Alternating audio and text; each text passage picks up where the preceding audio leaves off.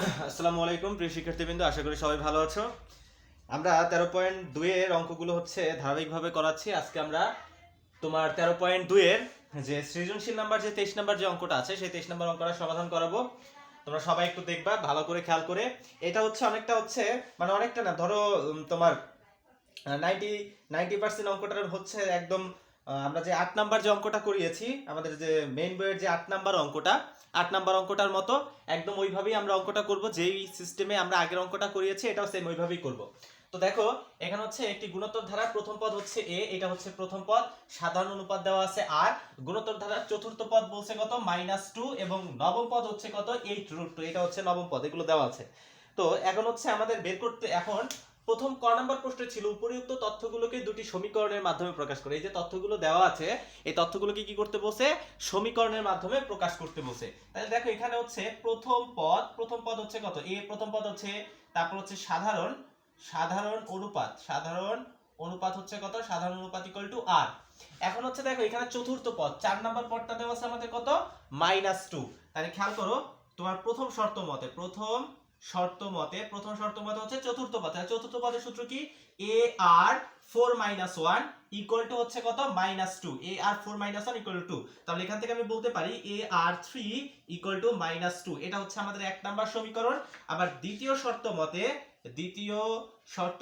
কি, দেখো আমাদের এখানে নবম পদ দেওয়া আছে কত? 8√2। তাহলে নবম পদের সূত্র ar9 - 1 8√2। তাহলে এখান থেকে আমরা বলতে পারি ar8 তোমার 8√2। এটা আমাদের 2 নাম্বার সমীকরণ। তাহলে এই আমাদের ক নাম্বার। শুধুমাত্র কি করতে বলছে? জাস্ট দুইটা সমীকরণ বের করতে বলছে। আমরা দুইটা সমীকরণ বের করে ফেলেছি। এখন খ নাম্বার প্রশ্ন ধারাটির 12তম পদ নির্ণয় করো। ধারাটির 12তম পদ। তাহলে খেয়াল করো, প্রশ্নটা আমরা একটু লিখতেছি। দেখো এখানে আমাদের 12তম পদ নির্ণয় করতে বলছে। তো আমরা 12তম পদ নির্ণয় করব। দেখো আমাদের খ নাম্বার প্রশ্ন ধারাটির 12তম পদ নির্ণয় করো। 12তম পদ নির্ণয় করতে বলছে। তাহলে দেখো আমরা এখান থেকে দুইটা সমীকরণ পাইছি। 1 নাম্বার সমীকরণ, এটা 2 নাম্বার সমীকরণ। ঠিক আছে, তাহলে আমরা লিখতে পারি ক থেকে পাই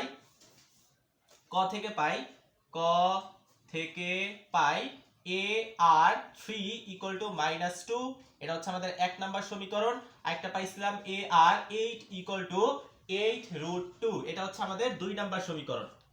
এখন আমরা কি করব? এর মান এবং আর এর মান বের করতে হবে। তো এর মান আর আর এর মান বের করতে হলে গুণোত্তর ধারায় বলছি যে যেটা বড় সমীকরণ থাকবে এই বড় সমীকরণটাকে ছোট সমীকরণ দ্বারা কি করবা? ভাগ করবা। তাহলে আমরা 2 নং সমীকরণটাকে কি করব? 1 নং সমীকরণ দ্বারা ভাগ করব। তাহলে 2 নং সমীকরণের বাম পক্ষকে বাম পক্ষ দ্বারা ভাগ করব, ডান পক্ষকে ডান পক্ষ দ্বারা ভাগ করব। তাহলে ar8 এটাকে ভাগ করব আমরা ar3 দ্বারা ভাগ করব। আর এখানে ছিল আমাদের 8√2, এটাকে ভাগ করব -2 দ্বারা। তাহলে এই আমাদের প্রাথমিক কাজ।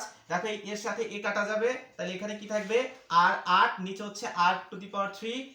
এই 8টা থেকে যদি 3টা ভাগ করি তাহলে এখানে থাকবে আমার r5 এই যদি 2 দ্বারা যদি 8 কে কাটা হয় বা ভাগ করি তাহলে এখানে হবে 4√2 আর এই -4√2।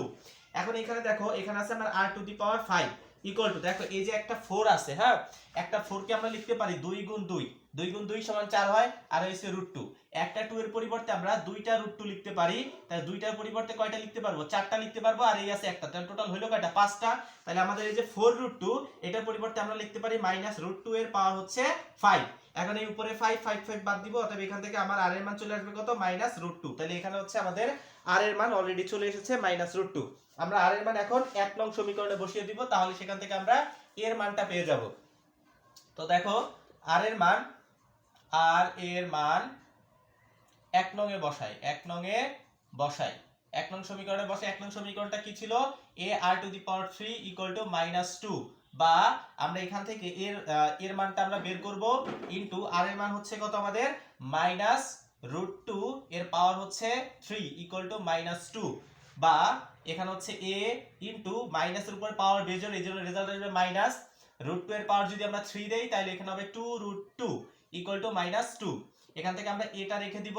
এখানে -2 এখানে আগেই ছিল, এটার পাশে গুণ ছিল, এই পাশে নিয়ে আসবো আমরা ভাগ আকারে, -2√2 দেখো মাইনাস সাইন কাটা যাবে, √2 কাটা যায়, তাহলে এখানে থাকে আমাদের 1/√2। দেখো তাহলে আমরা এখান থেকে এর মান পেয়ে গিয়েছি কত 1/√2, তাহলে এর মানও পাওয়া গেছে আর এর মানও পাওয়া গেছে।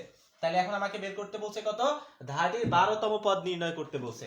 তাহলে খেয়াল করো, অতএব 12তম পদের সূত্র হচ্ছে a r 12 - 1 ইকুয়াল টু, দেখো আমরা এর জায়গায় এর মানটা বসাই, এর মান হচ্ছে কত আমাদের 1/√2, তাহলে লিখলাম 1/√2 ইনটু আর এর মান হচ্ছে আমাদের -√2, তাহলে আমরা আর এর পরিবর্তে লিখব মাইনাস, এই হচ্ছে √2, এর পাওয়ার আসবে 12 থেকে যদি আমরা 1 বিয়োগ করি তাহলে এখানে থাকবে আমাদের 11। আশা করি এই পর্যন্ত তোমরা সবাই বুঝতে পেরেছো, সমস্যা থাকার কথা না। এখন আসি এরপরে আমরা কি করা, এখন দেখো এ হচ্ছে 1/√2, এই লিখলাম আমরা 1/√2 ইনটু, দেখো মাইনাসের উপরে পাওয়ার বেজোড় আছে 11, তাহলে এখানে কত হবে, এখানে হবে আমাদের মাইনাসের উপর পাওয়ার যদি বেজোড় থাকে রেজাল্ট কি আসবে, মাইনাসই আসবে। তো এখন একটু খেয়াল করো, -√2 এর পাওয়ার যদি আমরা 11 দেই তাহলে কি হবে, -√2 এর পাওয়ার হচ্ছে 11, তাহলে ধরো আমরা এখানে টোটাল √2 হইছে কয়টা, 11টা হচ্ছে আমাদের √2, তাহলে এই হচ্ছে ধরো এইভাবে 11টা √2, তাহলে দেখো দুইটা √2 পরিবর্তে আমরা একটা 2 লিখতে পারি, 4টার পরিবর্তে 2টা লিখতে পারি, তাহলে 10টার পরিবর্তে কয়টা লিখতে পারবো, 5টা লিখতে পারবো, 1 2 3 4 5, আর বাকি আছে আমাদের কি, এই হচ্ছে √2। তাহলে এখন দেখো এই 5টা যদি 2 গুণ করি, 2 দুগুণে 4, 4 দুগুণে 8, 8 দুগুণে 2 দুগুণে 4, 4 দুগুণে 8, 8 দুগুণে 16, 16 দুগুণে 32, তাহলে আমাদের টোটাল 2 এর পাওয়ার যদি আমরা 5 দিই তাহলে এখানে হবে আমাদের 32, আর এই যে দেখো বাকি আছে আমাদের √2, এই যে 32 এই √2 সাথে এই √2 কাটা যায়, তাহলে আমাদের কি থাকে শুধুমাত্র -32। তাহলে দেখো আমাদের 12তম পদের মান চলে আসছে কত, -32। এটাই হচ্ছে আমাদের খ নাম্বার প্রশ্নের সমাধান। এরপরে হচ্ছে দেখো আমরা চলে যাব গ নাম্বার অঙ্কে চলে যাব। দেখো ধারাটির প্রথম 7টি পদের সমষ্টি কত, প্রথম 7টা পদের সমষ্টি। তো আমরা দেখো এখান থেকে এর মানটাও পেয়ে গিয়েছি আর এর মানটাও পেয়ে গেছি, তাহলে প্রথম কাজ হচ্ছে আমাদের ধারাটা নির্ণয় করা। তাই একটু খেয়াল করো, আমরা করতেছি এটা। আমাদের প্রশ্ন হচ্ছে গ নাম্বারে ধারাটি নির্ণয় করো এবং 7টি পদের সমষ্টি নির্ণয় করো। ধারা নির্ণয় করতে বলছে, তাহলে গ নাম্বার প্রশ্ন, ধারা নির্ণয় করে 7টি পদের সমষ্টি বের করতে হবে, এটা হচ্ছে আমাদের প্রশ্ন। তাহলে আমরা খ থেকে কি পেয়েছি, খ থেকে পাই a ইকুয়াল টু হচ্ছে কত, খ থেকে আমরা পেয়েছি এর মান পেয়েছি আমরা 1/√2, এটা হচ্ছে প্রথম পদ। আর এর মান পেয়েছি কত, আমরা পেয়েছি -√2, এইটার মান 1 এর থেকে ছোট, -√2 এর মান 1 এর থেকে কি ছোট, তাহলে এখানে প্রথম পদের মান আমরা পাইছি 1/√2, তাহলে দ্বিতীয় পদ বের করব। দ্বিতীয় পদটা কি হবে খেয়াল করো, তো দ্বিতীয় পদের সূত্র হচ্ছে কত, আর 2 - 1, তাহলে এর মান হচ্ছে আমাদের কত 1/√2 ইনটু আর এর মান হচ্ছে কত আমাদের -√2, এর পাওয়ার হচ্ছে 1, তাহলে 1/√2 ইনটু -√2 এর পাওয়ার যদি 1 দেই তাহলে -√2ই হয়, লিখলাম -√2, এই এখানে √2 কাটা যায়, তাহলে এখানে কত থাকবে -1। তাহলে দেখো আমাদের দ্বিতীয় পদ চলে এসেছে কত, দ্বিতীয় পদ চলে এসেছে -1। এরপর হচ্ছে আমরা তৃতীয় পদ বের করি, তৃতীয় পদ হচ্ছে কত, আর 3 - 1, এর মান হচ্ছে কত আমাদের 1/√2 ইনটু আর এর মান হচ্ছে আমাদের -√2। এখন দেখো এখানে 3 থেকে 1 বিয়োগ করলে এখানে থাকবে আমাদের 2, এটা হচ্ছে 1/√2 ইনটু দেখো মাইনাসের উপরে যদি স্কয়ার, বা দেখো মাইনাসের উপরে পাওয়ার জোর, তাহলে রেজাল্ট কি আসবে, প্লাস আসবে। আর √2 এর উপরে স্কয়ার মানে হচ্ছে √2 কয়বার, দুইবার, একটা √2 এই √2 সাথে এই √2 কাটা যায়, তাহলে শুধুমাত্র কি থাকে আমাদের √2। তাহলে দেখো আমাদের প্রথম পদ বের করছি, দ্বিতীয় পদ বের করছি, তৃতীয় পদ বের করছি, তাহলে অতএব আমরা লিখতে পারি, অতএব নির্ণেয় ধারাটি, তাহলে আমাদের প্রথমটা হচ্ছে কত 1/√2, তারপরটা হচ্ছে -1, এই লিখলাম -1, পরেরটা হচ্ছে +√2,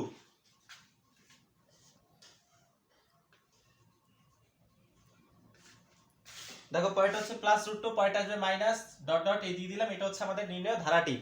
এখন হচ্ছে খেয়াল করো, আমাকে বের করতে বলছে 7টি পদের সমষ্টি কত, অতএব 7টি পদের সমষ্টি, দেখো এখন এখানে আমরা সমষ্টির সূত্রে নিব।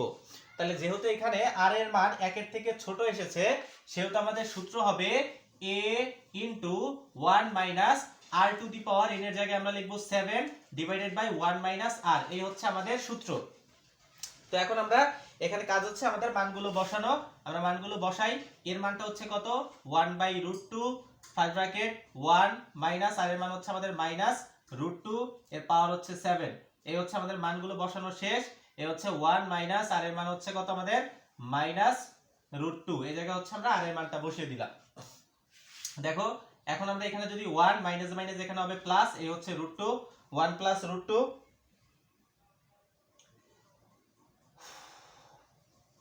দেখো এখানে হচ্ছে আমাদের 1 প্লাস √2। এখন এখানে কি আসে আমাদের 1/√2, এখানে হচ্ছে আমাদের থাকে 1, এখানে মাইনাসের উপর দেখো -√2 এর পাওয়ার আমরা 7 দিব। -√2 এর পাওয়ার যদি আমি 7 দিই তাহলে কি হয় একটু খেয়াল করো, মাইনাসের উপরে পাওয়ারটা বেজো, রেজাল্ট আসবে -√2 এর পাওয়ার 7। তাহলে আমাদের 6টা √2 এর পরিবর্তে আমি 3টা 2 লিখতে পারি, 3টা 2 আর বাকি আছে একটা √2। তাহলে 3টা 2 গুণ করলে কত হবে আমাদের 8 হবে। তাহলে এই হচ্ছে 8 আর এই হচ্ছে √2। তাহলে -√2 এর পাওয়ার যদি আমরা 7 দিই তাহলে আমাদের হবে 8√2। তাহলে এখানে আমরা কি করতে পারি, দেখো আমাদের আসছে -8√2। তাহলে এই হচ্ছে মাইনাস আর এই হচ্ছে মাইনাস, তাহলে মাইনাস মাইনাস এখানে কি হবে প্লাস 8√2। এই হচ্ছে আমাদের প্রাথমিক কাজ শেষ। এখন হচ্ছে আমরা এই হচ্ছে 1 প্লাস √2 আর এখানে এইটা হচ্ছে 1 প্লাস 8√2 হচ্ছে উপরে আর এই √2 হচ্ছে নিচে। এখন আমরা এই যে দোতলা একতলা বানাই, তাহলে এই উপরের রাশিটা যেমন আছে তেমন থাকবে। তাহলে হচ্ছে √2, এখানে হচ্ছে 1 প্লাস 8√2, এরপর এই ভাগটা গুণ হয়ে যাবে এবং এটা নিচে একটা 1 আছে, 1 চলে যাবে উপরে, 1 প্লাস √2 আসবে নিচে। তাহলে এখন একটু খেয়াল করো, আমরা একটু এখানে করাচ্ছি, আমাদের যেহেতু জায়গায় সংকট এই জন্য এখানে করাচ্ছি, একটু খেয়াল করো।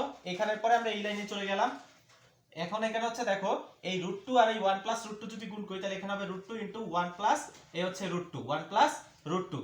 এখন উপরে যদি আমরা উপরে কি থাকলো 1 প্লাস 8√2 1 প্লাস 8√2। তো এখন খেয়াল করো আমরা উভয় পক্ষকে 1 এখানে ছিল √2 প্লাস 1, আমরা উভয় পক্ষকে √2 মাইনাস 1 দ্বারা গুণ করি, √2 মাইনাস 1। তাহলে এখানে হচ্ছে দেখো √2 ইনটু 1 প্লাস √2, এখানে আমরা গুণ করব √2 মাইনাস 1। এখানে আমরা এটাকে আগে লিখি √2 আগে লিখলাম, 1টাকে পরে লিখলাম। এই হচ্ছে কাজ। এখন হচ্ছে এখানে ছিল আমাদের 1 প্লাস 8√2, এটাকে আমরা গুণ করব √2 মাইনাস 1 দ্বারা। দেখো আমরা কি করেছি, উভয় পক্ষকে √2 মাইনাস 1 দ্বারা গুণ করেছি। তাহলে এখানে আমাদের কি থাকে, দেখো এই হচ্ছে আমাদের √2। এখন a plus b a minus b গুণ করলে কি হবে, এখানে আমরা যদি গুণ করি তাহলে হবে a square minus b square. দেখো এটাকে a ধরবো এটাকে b ধরবো, a plus b a minus b, a plus b a minus b সমান হবে a square minus b square. এখন এই 1 এর সাথে √2 গুণ করলে হবে √2, 1 এর সাথে যদি 1 গুণ করি তাহলে এখানে হবে -1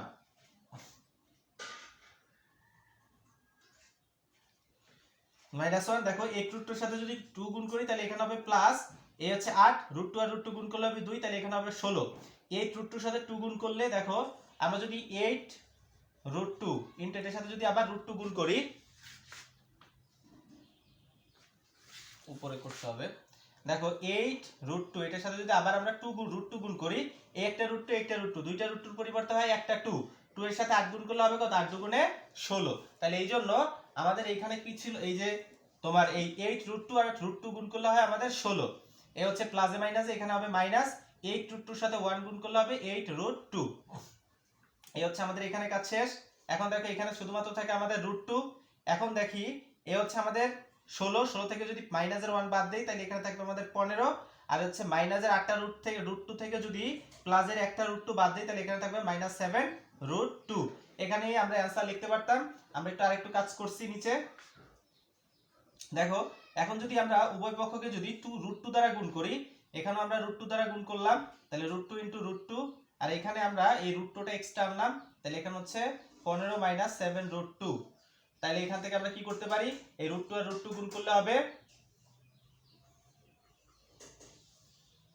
দেখো √2 আর √2 গুণ করলে হবে একটা 2, আর হচ্ছে এখানে বাকি যা আছে তাই, √2 ইনটু 15 মাইনাস 7√2। এই হচ্ছে আমাদের অ্যানসার।